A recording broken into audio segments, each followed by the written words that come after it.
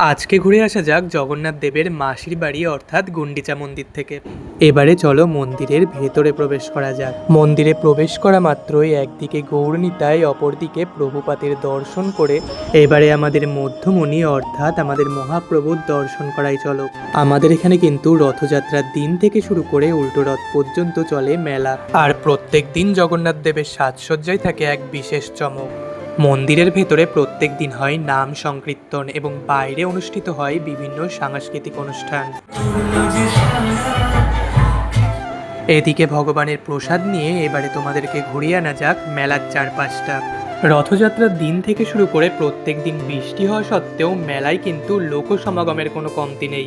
আর আমরা রানাঘাটবাসী কিন্তু গোটা একটা বছর অপেক্ষা করে থাকি এই রথযাত্রার জন্য। আর দেখতে দেখতেই কিভাবে রথযাত্রা এসে আবার উল্টো রথ চলে গেল।